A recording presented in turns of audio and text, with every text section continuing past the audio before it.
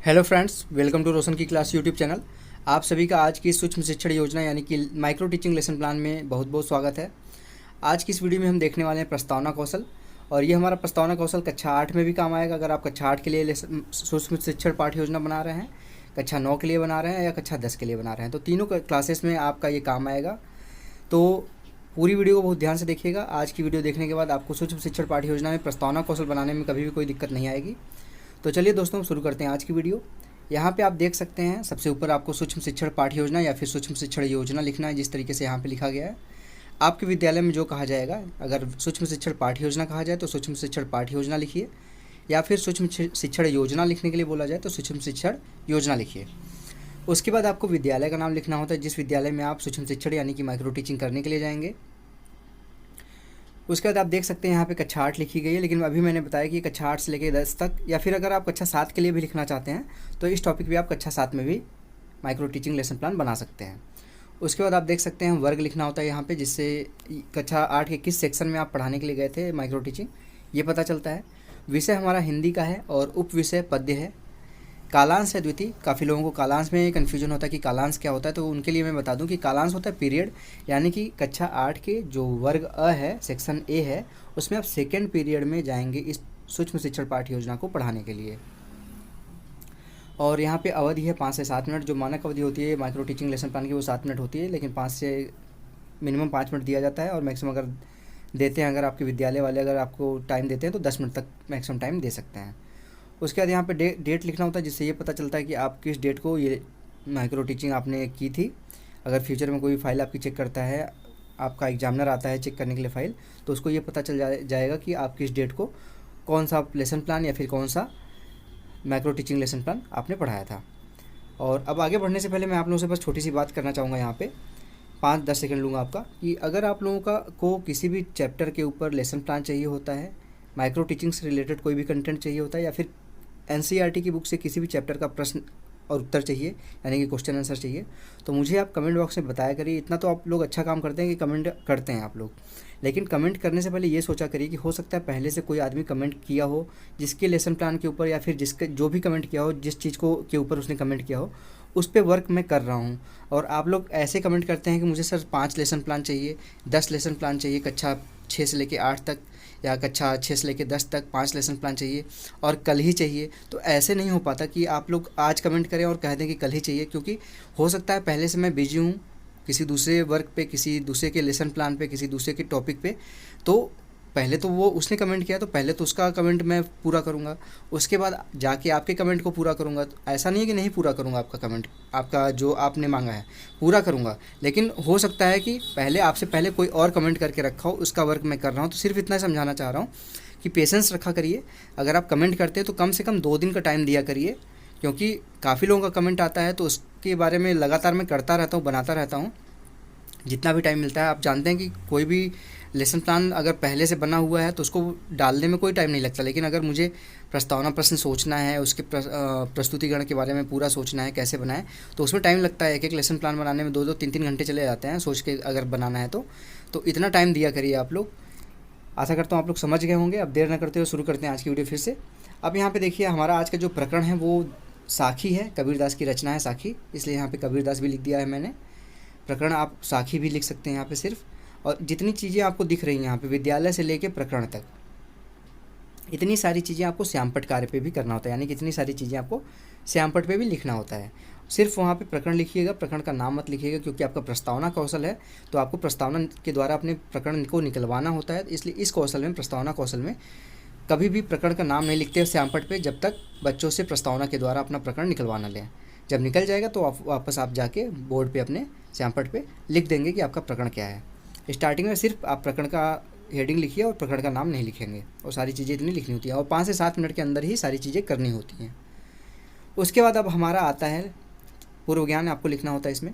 पूर्व ज्ञान लिखेंगे तभी आप प्रस्तावना प्रश्न अपना पूर्व छात्रों के पूर्व ज्ञान से ही बना पाएंगे, कि बच्चों को कितना नॉलेज है इसके बारे में आपको पूर्व ज्ञान से पता चलेगा।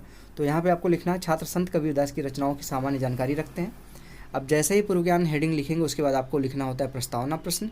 प्रस्तावना प्रश्न का थोड़ा सा तरीका होता है बनाने का कि इसमें 3 कॉलम आपके कॉलेज वाले बोल रहे हैं बनाने के लिए, या फिर 4 कॉलम बनाने के लिए बोल रहे हैं, क्योंकि यहाँ पे जो प्रस्तावना प्रश्न का कौशल होता है इसमें घटक भी यूज होता है। कहीं कहीं इसको नंबरिंग दे दिया जाता है 1 2 3 4 5 से 6, और कहीं पे इस तरीके से जो यहाँ पे लिखा गया इस तरीके से भी आप लिख सकते हैं।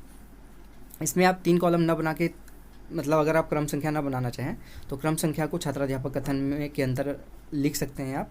जैसे कि पहला प्रश्न है तो प्रश्न नंबर 1 लिख दीजिए, उसके अंतर्गत आप प्रश्न पूछ लीजिए, और जो प्रश्न पूछेंगे उसका बच्चे उत्तर देंगे, और बच्चे जैसे उत्तर देंगे अपना दूसरा प्रश्न उनके उत्तर से ही आप बनाने की कोशिश करिए। यानी कि प्रश्नों के क्रम में जो है वो क्रमबद्धता होनी चाहिए, शुद्धता होनी चाहिए। ये हो गया। उसके बाद अब यहाँ पे देख लीजिए प्रस्तावना प्रश्न में आप मिनिमम जो इसका टेक्निक होता है, मिनिमम 3 प्रश्न पूछ के अपना प्रकरण निकलवा सकते हैं, और मैक्सिमम 5 से 6 प्रश्न इसमें पूछा जा सकता है। तो यहाँ पे देख लीजिए पहला प्रश्न है, भक्ति काल को कितने भागों में बांटा गया है। तो बच्चों को पता है, पूर्व ज्ञान है उनको, तो बच्चे बता देंगे 2 भागों में। कौन कौन से 2 भाग हैं आप फिर पूछ लेंगे आप, तो बच्चे बताएंगे सगुण भक्ति शाखा और निर्गुण भक्ति शाखा। अब तीसरा यहाँ पे प्रश्न बनता है फिर, निर्गुण भक्ति शाखा के कवियों के नाम बताइए। तो बच्चे बता देंगे कबीरदास, या फिर कबीर रहीम लिख दीजिए, या फिर कबीरदास रहीमदास लिख दीजिए आदि। उसके बाद जैसे उन्होंने कबीरदास बोला वैसे आप पूछ लीजिए कि साखी किसकी रचना है। तो बच्चे बता देंगे कि उनको कबीरदास के बारे में सामान्य जानकारी है, तो बच्चे बता देंगे सबसे फेमस इनकी रचना है साखी शब्द, तो इसके बारे में तो बच्चों को पता होगा ही। तो इसके बारे में चौथे प्रश्न का उत्तर बच्चे दे देंगे कि कबीरदास। अब जैसे ही चौथा प्रश्न पूछेंगे, 5वां प्रश्न कुछ ऐसा पूछिए कि थोड़ा सा उनके लेवल से, पूर्व ज्ञान से थोड़ा सा ऊपर का हो। यानी कि कोशिश करिए कि वो बच्चा, आपका प्रकरण तो निकल गया यहाँ पे कबीरदास और साखी भी आपने पूछ लिया है, तो ऐसा प्रश्न पूछिए कि बच्चे उसका, ज़्यादातर बच्चे उसका आंसर ना दे पाएँ, जिससे आप अपने पाठ को पढ़ाना शुरू कर दें। तो यहाँ पे 5वां प्रश्न पूछेंगे आप, साखी के विषय में आप और क्या क्या जानते हैं। तो बच्चे कुछ ना कुछ तो बताएंगे, लेकिन कुछ ना कुछ बताने से काम चलेगा नहीं, आपको ढेर सारी चीज़ें उनको पाठ में पढ़ानी है, जो भी बताएंगे उससे एक्स्ट्रा पढ़ाना है आपको। तो यहाँ पे बच्चे कुछ ना कुछ बता के शांत हो जाएंगे, तो ये हो जाएगा उनके लिए, मौन हो जाएंगे, शांत हो जाएंगे, तो ये प्रश्न हो जाएगा उनके लिए समस्यात्मक प्रश्न। और घटक में देख लीजिए लिखा गया है, कहीं पर भी लिख सकते हैं आप घटक में। नंबरिंग अगर आपके कॉलेज वाले बोलें तो नंबरिंग कर सकते हैं, नहीं तो यहाँ पे लिख दीजिए पूर्व ज्ञान से संबंधित प्रश्न है और प्रश्नों के क्रम में शुद्धता है। अब उसके बाद आता है हमारा उद्देश्य कथन। जैसे आपको पता चल गया, बच्चों को भी पता चल गया कि अब क्या पढ़ने वाले, तो उनके सामने बोल दीजिए इस तरीके से कि छात्रों आज हम लोग संत कबीरदास के द्वारा रचित पद साखी के अंतर्गत उनके दोहों का रसास्वादन करेंगे, यानी कि उसके बारे में सीखेंगे। ये उद्देश्य कथन था। अब यहाँ पे लास्ट में आप पर्यवेक्षक टिप्पणी इस तरीके से लिख सकते हो, पर्यवेक्षक हस्ताक्षर, यानी कि आपने किस तरीके का अपना लेसन प्लान, ये माइक्रो टीचिंग से रिलेटेड जो आपने बनाया है आज का पाठ योजना, उस पर कैसी व्याख्या दी है, आपके क्लास अटेंड करने की, आपके क्लास में अनुशासन था कि नहीं था, आपकी बोर्ड पे राइटिंग कैसी है, ये सारी चीज़ें यहाँ पे टिप्पणी में पर्यवेक्षक लिखेगा, और लास्ट में यहाँ पे पर्यवेक्षक हस्ताक्षर अपना कर देगा। तो ये इतना ही था आज का। ये माइक्रो टीचिंग ज़्यादा नहीं बड़ा होता, सिर्फ एक एक अगर आप कौशल लेके चलें तो मुश्किल से 1 से 1.5 पेज में हो जाता है, अधिक से अधिक 2 पेज जाएगा। तो आशा करता हूँ आपको आज का जो यहाँ पे मैंने आपको बताने की कोशिश की है सूक्ष्म शिक्षण पाठ्य योजना काफ़ी अच्छी लगी होगी। अगर आप लोगों को समझ में आया है, अगर आज के बाद आपको कभी भी सूक्ष्म शिक्षण पाठ्य योजना बनाने में दिक्कत ना आए तो प्लीज़ इस वीडियो को लाइक कर दीजिएगा दोस्तों। और अगर आप लोगों को किसी भी, फिर से मैं बोलता हूँ, किसी भी टॉपिक के ऊपर लेसन प्लान बनाना हो तो सिर्फ आप कमेंट बॉक्स में ये चीज़ क्लियर ज़रूर कर दिया करिए कि किस क्लास के लिए चाहिए, किस सब्जेक्ट का चाहिए, और हो सके तो उस चैप्टर का नाम भी बता दिया करिए, जिससे मैं स्पेसिफाई कर दूं कि हाँ मुझे इसी चैप्टर पे लेसन प्लान बनाना है। नहीं तो फिर अगर आप लोग बोलते हैं कि कक्षा 9 का सर मुझे हिंदी का चाहिए, तो मैं हिंदी का कक्षा 9 का कोई भी चैप्टर बना देता हूँ, लेकिन फिर आप कहेंगे कमेंट में कि सर ये तो मैंने पहले से बना रखा था, मुझे ये वाला चैप्टर नहीं चाहिए था, ये वाला चैप्टर चाहिए था।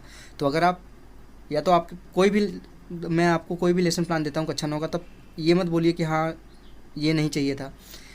अगर आप लोगों को कोई भी लेसन प्लान चाहिए तो आप कमेंट कर सकते हैं डायरेक्ट, यहाँ कक्षा 9 का हिंदी का चाहिए सर मुझे। लेकिन अगर आप लोगों को स्पेसिफाई कोई ही लेसन प्लान स्पेशल चाहिए, जैसे कि कक्षा 9 का कोई चैप्टर आपको पता है, उस चैप्टर के ही लेसन प्लान आपको चाहिए, तो मुझे कमेंट बॉक्स में बताइए कि सर हाँ इसी चैप्टर का मुझे लेसन प्लान चाहिए, इस चैप्टर का लेसन प्लान बना के मुझे सर दे दीजिए। कोशिश करिए जल्दी से जल्दी बनाने की। तो मैं कोशिश तो करता हूँ, ऐसा तो है नहीं मैं जानबूझ के ये करूँगा कि टाइम आपका लूँगा। मैं जल्दी से जल्दी 24 से 48 घंटे के अंदर ही बनाने की कोशिश करता हूँ लेसन प्लान की। आप जाके देख भी सकते हैं, सभी कमेंट में रिप्लाई करता हूँ, सभी कमेंट के लेसन प्लान में बना के देता हूँ। बस आप ये सोच के चला करिए, अगर नहीं बन पा रहा है 1-2 दिन में तो हो सकता है तीसरे दिन बन जाए, हो सकता है चौथे दिन बन जाए, इतना टाइम लेके चला करिए, क्योंकि हो सकता है ऑलरेडी किसी का लेसन प्लान पहले से बनाने के लिए मैं वर्क कर रहा हूँ।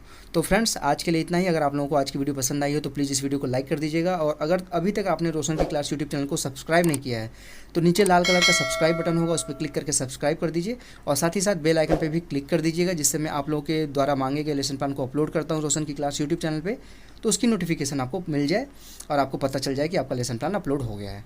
तो फ्रेंड्स मिलते हैं नेक्स्ट वीडियो में, तब तक के लिए आप लोगों का बहुत बहुत धन्यवाद। जय हिंद, वंदे मातरम।